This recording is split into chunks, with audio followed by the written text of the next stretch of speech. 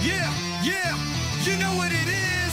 Shield TV, let's make it loud. D-Roy and David, we're here to rock the crowd. Get the scoop, get the hype, we turn it up. WKE News, we bring the heat. Fill your cup from the ring to the screen. Don't blink, don't sleep. We got Roman and Seth, the kings that you keep. Agenda's flying high with the titles on the line. It's Shield TV, we're making sure you shine. Get your updates straight, no time for delay. This is the place where the legends play. Get all your WWE news here. Shield TV, make it crystal clear. D-Roy and David, bringing that fire. Roman and Seth, He's here! He's here! He's here! Roman Reigns is here! taking it higher. This is a Huddle Sports Network broadcast. You can find us on Roku TV, Amazon Fire TV, Facebook, and of course YouTube. Get all your NFL news here first. What is going on, everybody? Welcome to Shield TV. Big news yesterday in the wrestling world. SmackDown was unbelievable last night. I mean, leading off with Cena out there. I knew he debuted on SmackDown, but I did not know that SmackDown that night was in Chicago. Yep. It was going to be his last night because you think about it, with Sammy going to SmackDown, Jimmy going to Raw, makes you wonder, like, because I saw Punk on SmackDown as well, so maybe they did like a swap, like Cena's going to Raw, right? I don't know. Be interesting. What's going on, A-Dub? What's up, A-Dub? What's up, fellas? So, I mean, I don't know, like, with it being Cena's last night on SmackDown, does that mean somebody's moving to SmackDown and he's going to Raw? I don't know. I mean, I was looking at the time I was watching the show last night. From the minute the Cena came out, started talking, it was like 7:50, 7:50, around that time. There was only three matches, right? And that, but the big news of the night, that just I love the way he did it. I'm not going to hit a woman. I know someone who would. As soon as the music hit, I'm like, oh my God, it's true. And she did not look. She did not lose. She's still in. Oh, dude, she's been in the gym. She's been training with them. Like, she came out ripped. Wow. AJ Lee came out ripped. You could just say she hasn't changed much after 10 years. She was always that kind of rip before. Right. And she's only 38 right now. So it's not even a surprise ordeal. But anybody who paid attention to this saga, it was only a matter of time before AJ Lee was going to come back. It was just a question of what kind of condition she would be in, because there were some rumors, I believe, or any reports that she had some health issues before coming back. Something with her back, like a couple of her, I forgot what it was. Is it thoracic? Yeah. Lumbar area. A couple of spots were damaged.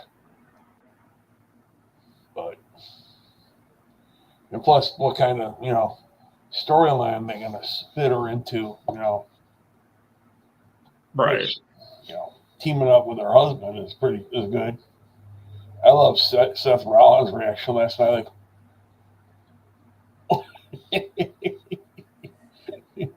Becky, please don't hurt me, please. Does that mean they're gonna set up a mixed tag match for WrestlePalooza? Yep. That'll probably be announced on Monday night. But then at the same time, this could be a couples rivalry. Right.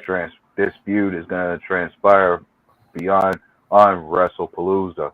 Oh yeah, for And sure. her and Becky are going to be, I'm pretty sure down the line, Oh, you're going to see dude. her versus Becky for the Intercontinental Yep. Championship. When she picked up that belt, I was like, yep. I was like, if Nikki can't get the job done, she can get the job done. Can I take this home with me? Like, dude, the way she was smacking up Becky and shit, like beating up on Becky, it was just like outmatched, outgunned.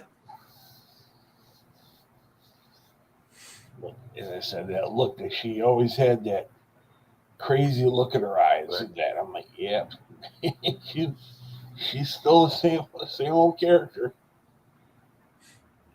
And then I like how Brock came out, fucking just grabs the ref by his leg, drags him out of the ring. But it ain't nothing too special that I saw with Brock Lesnar. Like, everything that's going on with him is just a matter of just building and setting up for up to be the final opponent for Cena before he is done with WWE. That was just it. I'm wondering who's Cena's final. I haven't heard anything about it. I'm thinking if he can do it, if he's up for it, why not have him go up against Kurt Angle? Oh, I was just gonna say that. I mean, that was his first opponent. Why not be his Right. last opponent? Right. And then, it would make sense in like a term of Kurt Angle comes out of retirement and then have them both have that be their retirement match. Because then Kurt could have a proper retirement match because he didn't like the retirement match that he was given. Right. Like, who did they have him face? I can't even remember. Was it fucking Baron Corbin? Oh, yeah.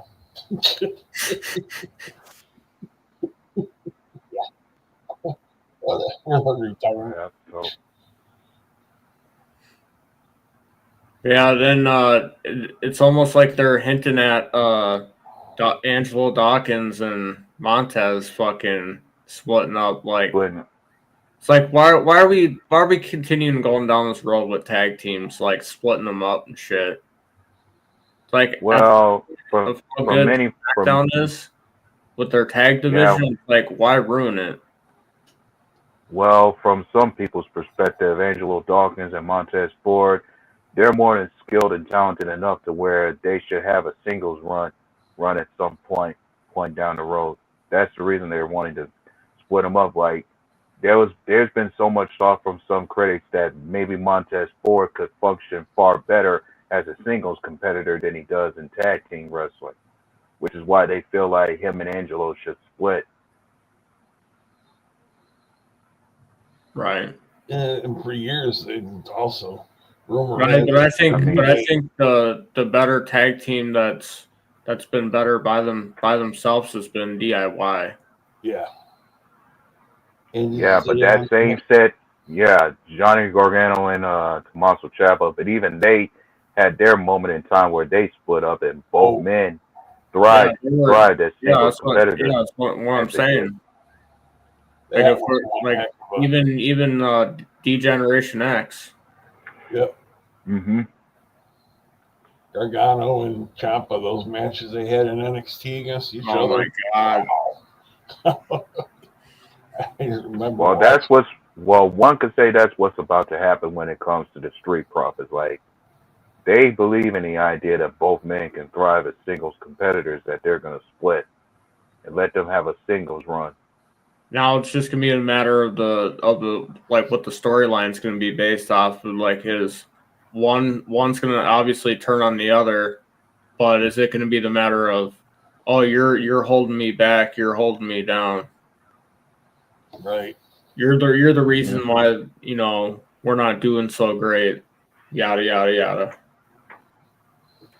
But then the one factor in the matter of this split is going to be B-Fab. Who does she side with if the split happens? Or we could see the return of Bianca Belair. And Yeah, that's once the they whole split, thing. and once they split, you can say Montez Ford and her will be together. Right.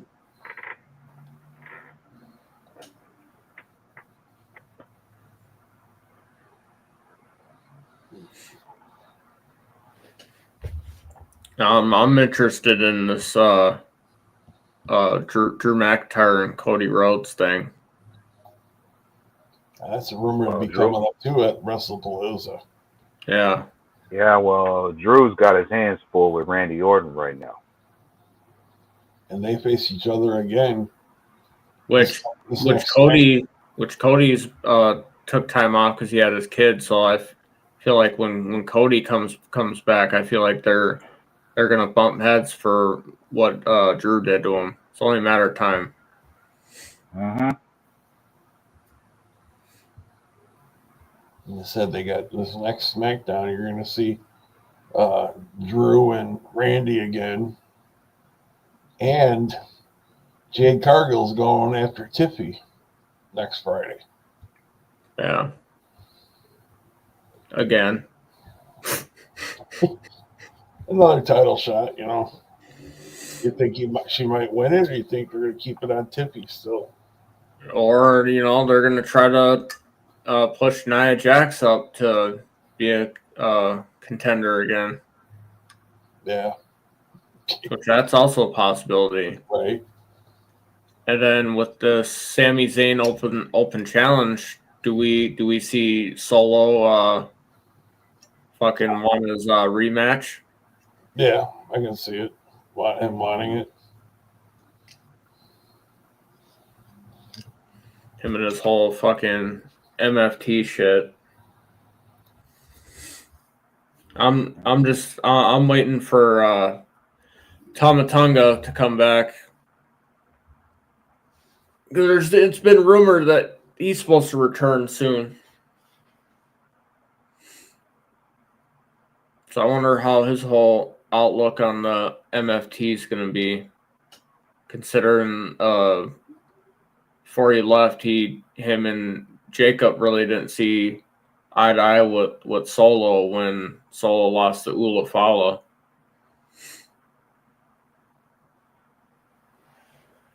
I think he's gonna stay. He's gonna stay where he's at. Like, it only makes sense that he remains a part of that group that Solo has, especially Or his brother, does he so.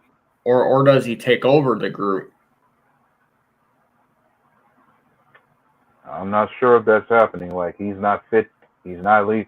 I ain't seen him. He's not established enough to be leadership material like Solo is. True. I mean, that's how I look at it. Like, whoever replaces Solo has to be established, which as a competitor in the ring to be leadership material in their way.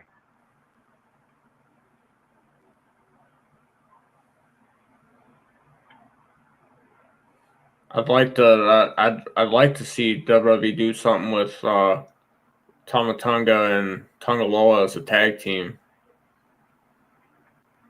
In the Perhaps tag, they'll be thrown into the mix to go after the tag titles somewhere, or they'll find another tag team to feud with. and then announce them as Gorillas of Destiny, which would be sweet. Mm-hmm.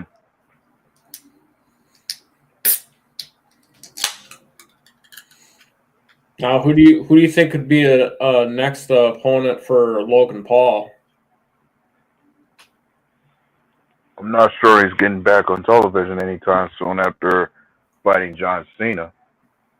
I mean, the thing is, like, he'll only come on there when there's somebody of interest coming up. So I think they're going to keep him off television for a while. I mean, they wrote Roman Reigns off TV for a while for a said reason. Like, they're going to give him a certain build to where he comes back stronger and give him the right kind of run and storyline where he gets revenge against the Vision at some point. Yeah, I think he comes back before War Games. Yeah, and perhaps when he does come back, he'll have a whole new faction of his own supporting him when he does, like his own version of the bloodline he once had. Now it's gonna be interesting having. I don't know if going forward if Jimmy's gonna be on Raw or not, but seeing him when he saved Jay. Yeah, when it comes to that moment, I think they're gonna bring the Usos are gonna get back together and start working as a tag team again. I'd like to see them make a run at the Judgment Day. Yeah, that would be intriguing to see, especially since Judgment Day is not doing anything with those tag titles anyway. Yeah, because SmackDown's got their tag division established. Now it's just Raw needs to get there, and they really haven't done anything since the Judgment Day took over as champs. Hmm. Or we can see a possibility of the War Raiders getting back in the fold. Maybe so, but I think they'll be occupied having to continue butting heads with the New Day down Right. the road. And then like the New Day is gonna be wanting to get in the mix. Mhm. It's even more weird now seeing Grayson Waller with the New Day. Yeah, perhaps being a managerial, it's just a managerial position for him. Him Right. trying to elevate the New Day from where they once were before they were tag champs as well.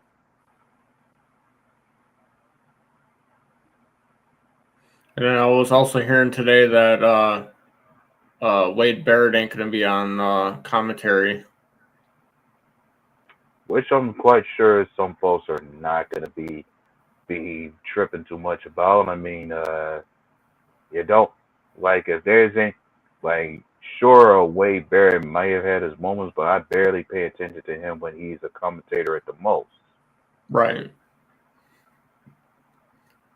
And like the clip they played of him when he was talking about Nikki Bella, I didn't even think he said anything wrong anyway.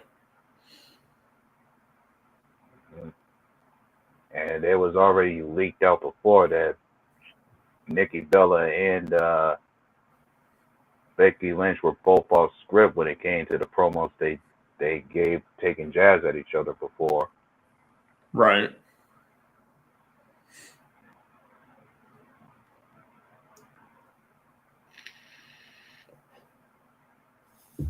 I think this new version of Bailey is going to be really interesting. See how this plays out. Yeah. Perhaps she's gonna divert back to what she once was as far as being that heel narcissist that pretty much elevated her character. Right. Because she did speak a lot about how she had lost focus and was backtracking a bit ever since she came back. And I think what's going to happen is they're going to set up her and Lyra are gonna feud. I could see that happening. Hmm. All this as a means of who's gonna be the more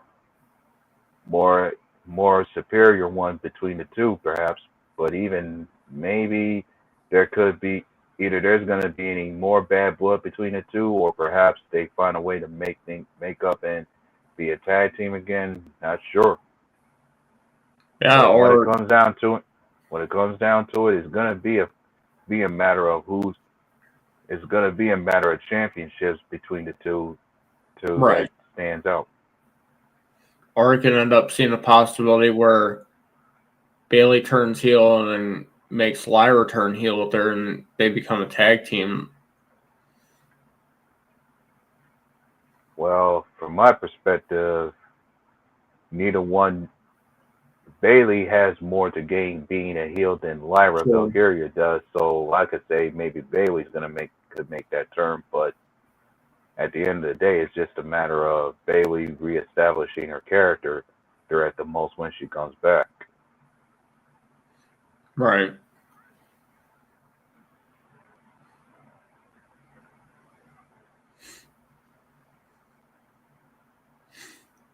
And then it's gonna be interesting with WrestlePalooza when it comes to the Women's World Championship. And part of me thinks there could be a story that builds up after that title match between Stephanie Valkyrie and Io Sky, to where perhaps Io's gonna end up feuding with the Kabuki Warriors because Asuka might come in and end up costing her that match, which brings about bad blood. Like Asuka's been a very aggressive with Io in terms of who she hangs around with and who she be friends with, but that may come to a point where Io herself may end up butting heads with Asuka, and they both end up feuding with each other. The only and the and Kyrie Sane is going to be the more sympathetic one in terms of the feud, especially since she's Asuka's partner. She may feel sorry for either one, and you could almost feel sorry for her in terms of her needing to choose who's Yeah. who's whose side is she on, and who's the better friend for her? Is it Asuka or Io? Right. Because I mean, right now with Asuka walking up on her and just yelling at her over like her And hanging out with Rhea, her getting yeah, into it with Rhea. this may push Io to start. Even though Io says she wants to be done with Rhea, there's a possibility that maybe Io takes her word back and starts reconnecting with Rhea. Yeah, those two could possibly become a tag team. Maybe so. But then at the same time, should Stephanie win that title, I like to think that she should be given the same kind of run that she once had in NXT when it comes to her being champion as La Primera. Yeah. Yep. And then you look at the Women's United States Championship, how it's playing out. Yeah, I'm just not so fond of the idea that they're not having that title defended that very much, even when it comes to who's holding on to it. Like they're Yeah. constantly like Yeah, they're just constantly like avoiding the title being defended, or it's a matter of uh Mi Chen getting jumped. hmm and I like to think somebody else besides her should be next up in line to challenge for that title. At least when any other women held that title, it was defended consistently, being more prestigious than it is now. Right. Maybe there will be a possibility of we might see Chelsea Green go after it again.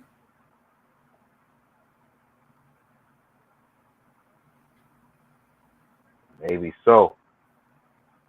But I'm thinking Chelsea and her team, her faction, or her service may have their hands full on NXT right now. True.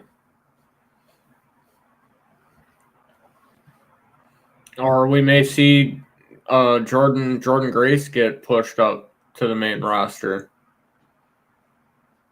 I don't think they're gonna push her up just yet. At least not until she actually has a championship reign of any sorts. I mean, even though it could be okay to push her up, but I don't think she's gonna be put on a main roster right now. True.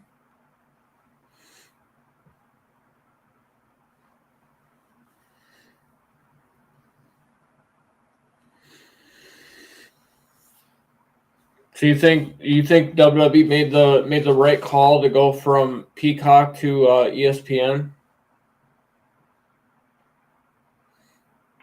Maybe so, but then my only attitude about it is I'm still finding it very uncomfortable when it comes to them constantly making the case to push out the blue collar workers overpricing tickets for to go see their shows.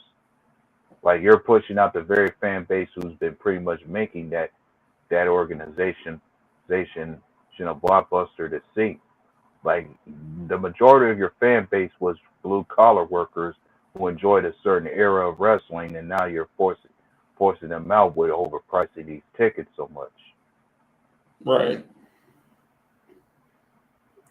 Overpricing the tickets and then overpricing it just to view it on TV or like the streaming apps when it comes to the pay-per-views. Yeah, and then when it came to these pay-per-views and everything, I'm just feeling like it's just some formats they need to go back to when it comes to the way they set these pay-per-views up. Right.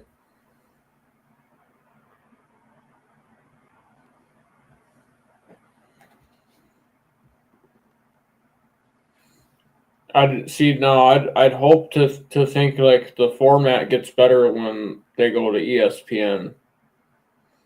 Mm-hmm. Like how Raw kind of was like going towards a different direction when they went to Netflix. Maybe that happens with the PLEs. Like they get better over time. Yeah.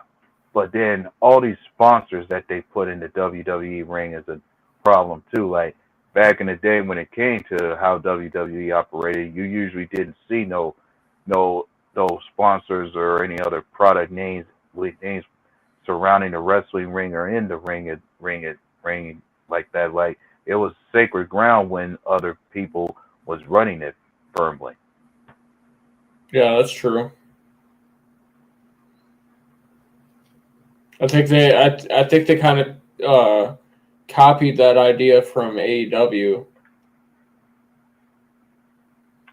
Which I am not a fan of in any kind of fashion. Like they shouldn't be trying to duplicate no other organization. Like yours truly, I had a chance to see TNA, see another company try to duplicate WWE in a way when it came to Hogan and Bischoff taking over, and that didn't work out successfully at all. Yep. Like they tried to revamp a watered down version of the NWO when it came to so many people and members that they threw in there in that group just to try to create a war against another company, and that just wasn't gonna work. I mean, it was one of the reasons that WCW went out of business years ago, and I felt like they were doing the same thing with TNA at a time back then. And then like when they pushed out that whole aces and eights thing, right? And then they had. I mean, aces and eights was not a bad idea, but it just what it came down to me and my eyes, it was just a matter of the members of that group that were not fitting as biker who fit the gimmick as far as being a group of ruthless bikers. The members of that group just weren't that fitting to me. Right. I mean, Bully Ray and his brother Devon, they were okay, along with the members. Maybe that guy Gallows and Mr. Kennedy, yeah, they were more than okay. I was more than okay with those guys being a part of that group, but then the others, like Wes Briscoe or even Eric Bischoff's son, Mike Knox. Yeah, Mike Knox was okay. Okay, you could definitely he could work the biker gimmick very well, especially when he has the build for it. True. Like him and Drew Gallows, those big guys, they had the right kind of build to be bikers when it came to that gimmick. So I was okay with those two in the faction. It was just a matter of the men that were a part of the group. They just weren't very much established as far as competitors in the ring. That's the reason why the faction didn't work, is because the reason when I think of any factions being put together, we expect to see every member within that group be established in a way as far as competitors in the ring, at least be able to at least build these guys up to where they can be accomplished, which as competitors, is not just as a tag team, but as singles competitors, as far as guys who can make significant and consistent runs with the titles, and at least make sure the gimmick in the group itself is not stagnant or stale in any kind of fashion either. Right. And then before Ace and Eights, like when you're talking about Hogan and Bischoff, like you had like the group, like they had Flair over there. You had the group Fortune, and then there would be Fortune versus Immortal was more than okay. Like now, when Ric Flair spoke about years of hating Hulk Hogan for almost 20 years, I thought that every part of me was thinking that hatred should have continued. Like Fortune and Immortal should have never came together as one group. Yeah, that right there messed everything up when they all came together. Right. It's like if you're gonna keep on like a good story mode, when you pretty much got as far as the storyline, and the only reason, and the thing was like with Sting taking on a heel, like carrying himself like a heel. The only reason he was doing this is because he knew what was going on behind the scenes. Like it was Hogan and Bischoff planning a hostile takeover of the company, and Sting was trying to prevent that along with Kevin Nash. Like that kind of feud should have kept going on to where maybe Sting and Kevin succeed in preventing the takeover. Yep.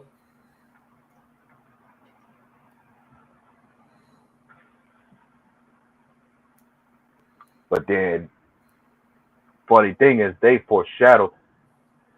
You listen to Hogan and Sting, when it came to Sting and Kevin Nash together at the time, they actually foreshadowed what was gonna happen at the time when that group Immortal was brought together like that in the first place. Like they said that the company would be ran into the ground somewhat, and they didn't want to be a part of it, and that was what happened.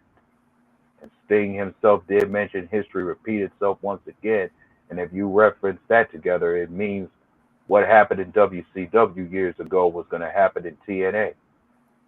Yep.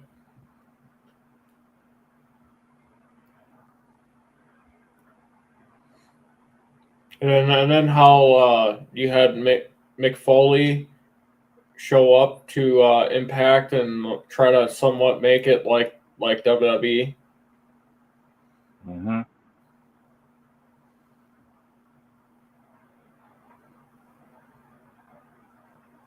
Yeah, that's all. Yeah, that was the problem. Like I said, that was the problem that you had in TNA at the time, is that they was trying to emulate a different company when it came to all the changes they made. Like, I don't mind changes. Like, you want to see the company evolve, but even as your company evolves and changes through time, try to make the changes in a way to where you're not duplicating anybody else. Yeah, like them going to a 4-sided ring, I didn't mind, but I've always like when they first began, I've always known them to have the 6-sided ring, so it's kind of weird seeing them go to the 4-sided. Mm-hmm. Yeah, but then that just goes back. I don't mind the ring and I don't mind the matches you put together, but like I said, if you're gonna change your company, at least do so in a way to where you're not trying to duplicate anybody else. Right. I mean, if you want to see better from your talent as well as anybody else, that's fine. Everybody, everybody should want to elevate the roster, elevate the talent that you got on there. I mean, at least Triple H was in the right direction when it came to some of the talent that he had out there that was a part of his company. Yeah. And I think TKO themselves definitely messed things up in that matter too when it came to all the guys they released. And when you look at it, they were all Triple H guys, people that Triple H brought into this company that pretty much were being built up from the ground up as established personas and characters that fans could actually get behind. Not all of it worked, but some of it was more than serviceable. Yeah, like some of the people that he brought back that got let go were majority Triple H guys. Mm-hmm. Like I didn't like the idea of the Authors of Pain being let go. I didn't like the idea of Karrion Kross being let go. Or Scarlett. Yeah, or even Dakota Kai. Yep. Because she was very important when it came to that faction that Bailey and the others were a part of Damage Control. Yeah. If that Damage Control group was gonna come back together and be, if you were gonna have a moment where Damage Control comes back together and flourishes much more, it should have been for Dakota Kai to have stuck around and be the voice of reason to keep that group in check and keep them growing and winning. Yep. Yeah, like I didn't understand like the whole point of like they brought back the Authors of Pain. You had Final Testament, and then they didn't do anything with Final Testament. Certainly did. It's like Final Testament. It's like how many times you got to bring back Authors of Pain and then not do anything with them? Like that, I liked watching them when they were in NXT with Triple H. Yeah, and that tag team Authors of Pain was made for a great dominant heel faction with the right build and right storyline, as well as the right type of run with those guys. It's just what it came down to is WWE just didn't have no kind of plan for these guys, and they felt like they weren't connecting with the audience in a way that anybody else was. Right. And then like with Gallows and Anderson, same thing with the OC. Yeah, that's one of the reasons they would cut their ties with those people and let them go. Like they don't have, if you don't fit a certain plan or they had no direction for you, they just cut their ties with you altogether. That's just how TKO is with this business and everybody else that's in it.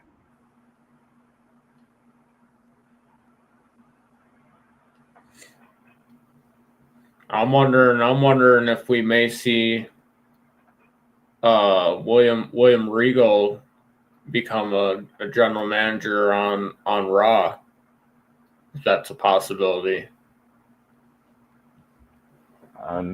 Maybe, but I'm not so sure. Like I think they're okay with keeping Adam Pearce and Nick Aldis in charge as the GMs, putting things together, setting matches up and running the show. Like I'm sure most people have grown sick and tired of the constant babyface and heel GM storylines that have taken place over the years. Like perhaps we don't need to see any more storylines with the authority figures in the business anymore. True.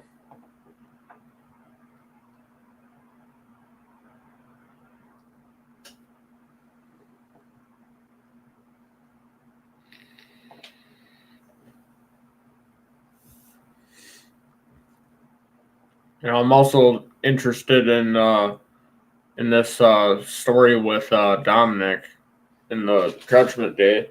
So I feel like it's only a matter of time before Liv Morgan gets back, like I feel like somebody else is gonna get the boot. If once Liv Morgan comes back, I'm sure she's gonna. It's a no-brainer that there's gonna be a matter of her butting heads with Roxanne Perez eventually, Yep. and then Dominic Mysterio is gonna be in the middle of it in terms of who is he gonna stand with? Is he still wanting to keep ties with Liv Morgan, or does he move on to the next successful woman in Perez? Right. But then it's not just him that's in the middle. There's also Liv Morgan's friend Rodriguez. Yep. And then you The got question, the whole matter of Dom pinned Finn Balor to get the belt. yeah. So it could all come down to where Balor and his partner, along with Perez, they're gonna maintain their place as far as the ones in charge of Judgment Day, and they may end up turning on Dom as well as Liv Morgan. Right.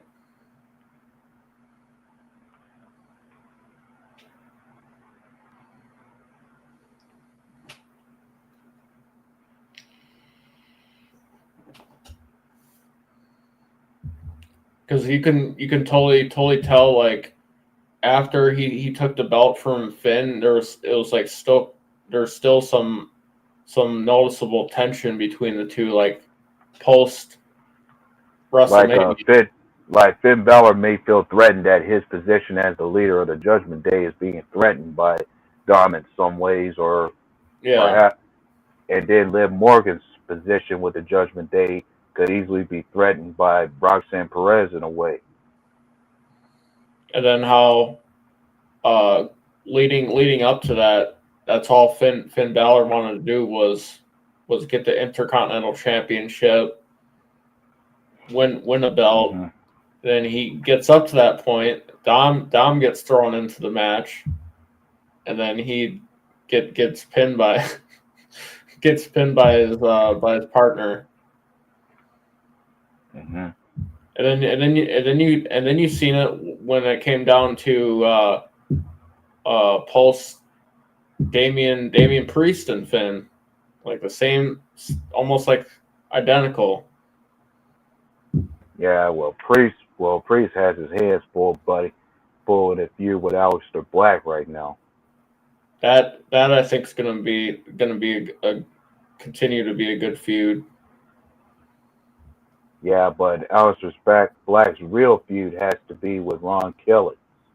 Yeah. Because that's what jump-started Black to turn heel in the first place.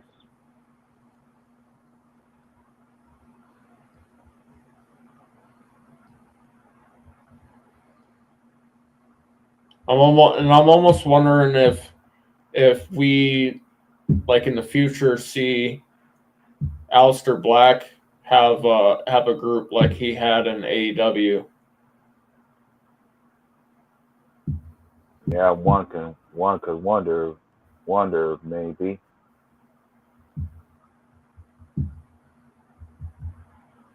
Or we could see a possibility of, now that Sami Callihan's not in TNA, is there a possibility that he could come to WWE? Hopefully so. But if he does come to WWE, they may have to give him. There's gonna have to be consideration about, is he going to maintain the same gimmick he had from TNA, or do they repackage him altogether to be somebody different from what he was over there? Or they repackage him to be like a darker character. Mm-hmm.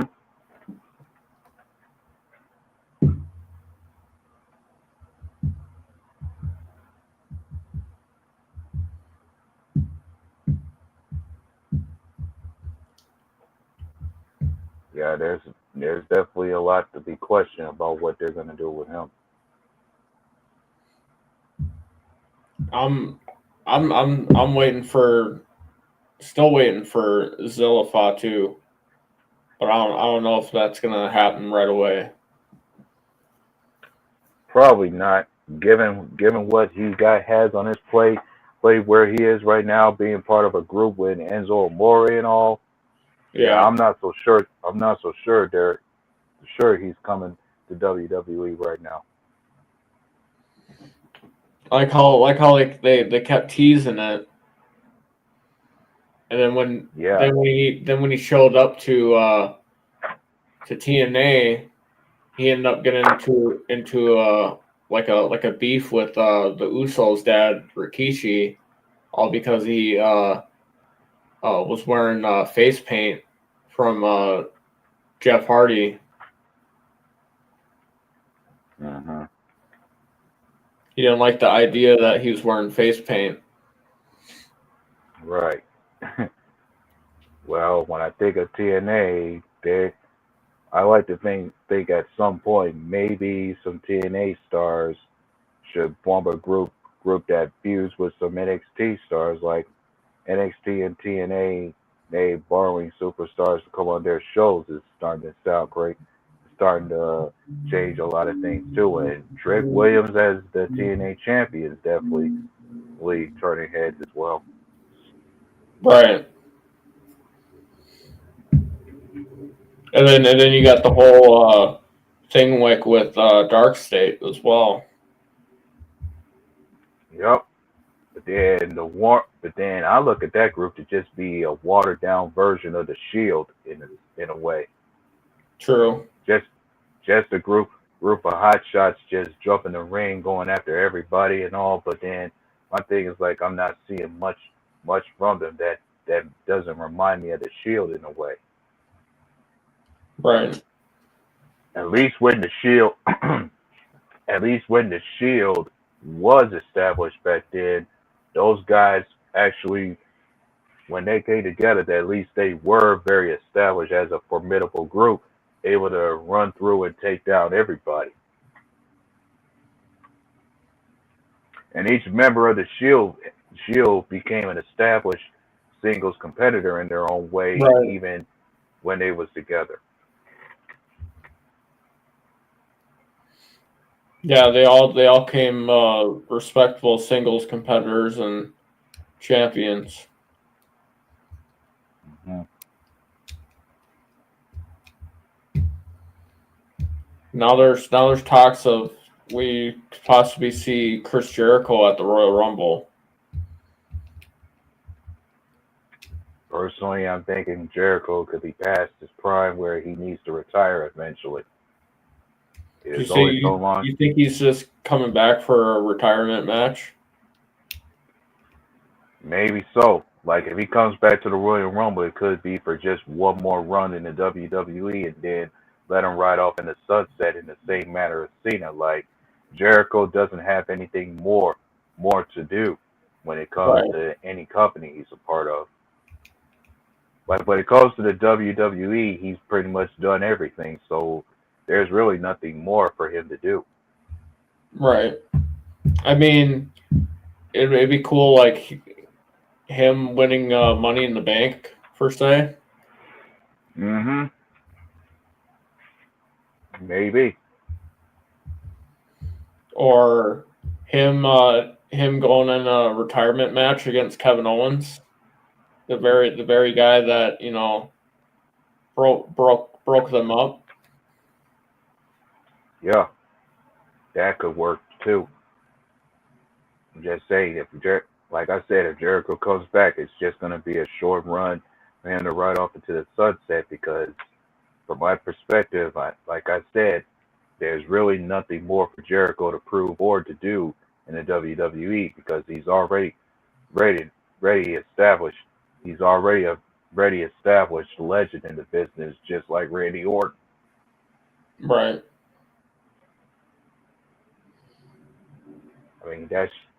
Like I said, and what I say, and when I speak of Randy Orton, he's in the same bout as Chris Jericho. Like for both of those guys, there's nothing more for them to do. I think I think right now it's like Randy Orton. It's just a matter of him chasing his former mentor and chasing John Cena. Just chasing that 17, like him trying to get to that. Maybe so, but the thing is, like, the only thing Randy Orton's been doing with his time now is just helping to get some other superstars over. Like, he's just helping just about. Right. Like, every match that he is in is gonna be a blockbuster to watch. Like, he's just that established to the point where Randy doesn't have anything left to prove and nothing more that he has to do for his career. Like any other match that he's involved in, it's just a matter of helping some of the younger and more promising younger talent get over. And I'm sure with John Cena's farewell, Cena's run now, that much he could be doing right now is just helping some other guys, some other promising guys get over. Right.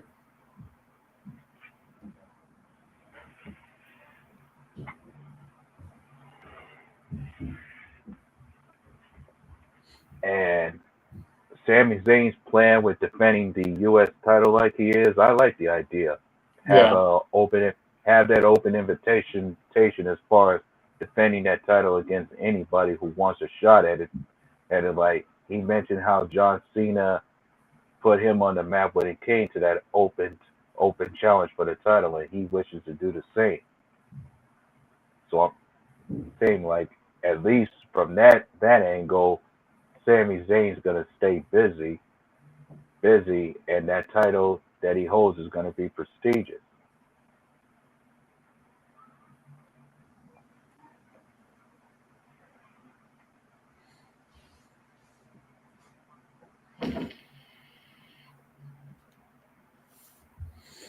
And then it's gonna be interesting to see what they do with Jacob now. Jacob Fatu. Yep. I'm thinking right now it's just gonna be him defending his family, and eventually he'll get his push to the main event somewhere. It's just a matter of how soon before he is in the main event somewhere. Because I like to think, while you did break Jacob Fatu up from that group, he was too over with the crowd to where you need to water him down and leave him in a certain place to just constantly feud with MFT too often. Eventually, let him finish that feud with them, and eventually get him in the main event somewhere. You think they push him with the Usos? Him to be paired up with the Usos? Perhaps, maybe.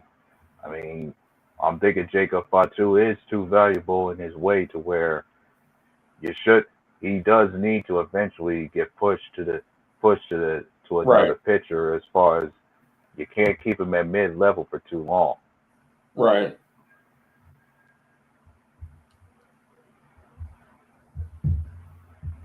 I mean, as over as he was with the crowd when it came to him doing things his way and being a solo competitor, yeah, that should be a thing for him now. Yeah, especially when he made his debut when he put Cody through the announce table. I mean, that was like his stamp in itself right there. Mm-hmm.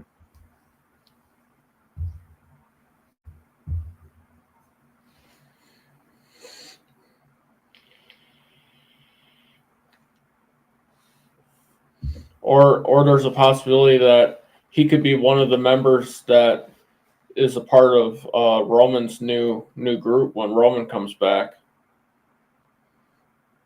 Which you have him and Roman as like the top guys in that sense.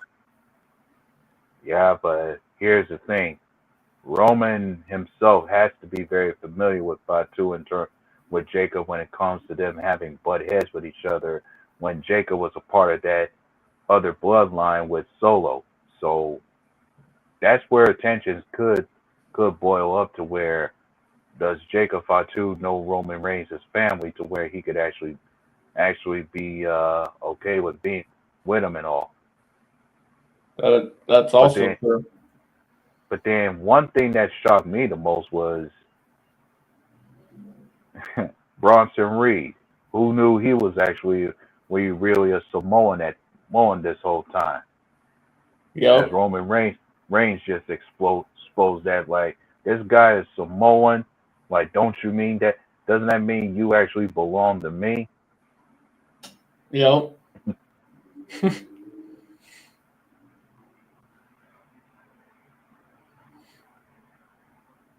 Yeah, so it's going to be interesting with that too. Like, what is that in life for Bronson Reed going forward?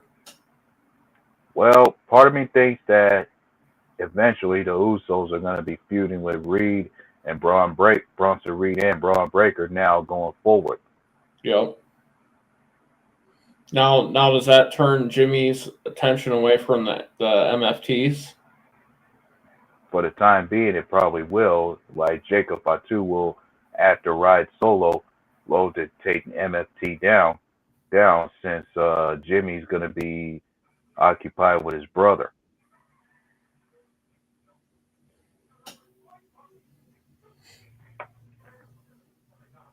Or it could be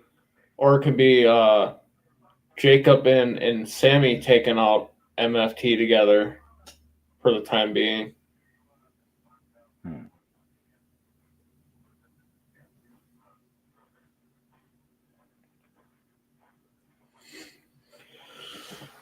All right, y'all. Thank you guys for tuning in and watching another episode of Shield TV. Thank you, A-Dub, for coming on and talking WWE as always. We'll be here next Saturday at 3 p.m. Y'all enjoy your weekend. We'll see y'all next Saturday. Catch y'all later.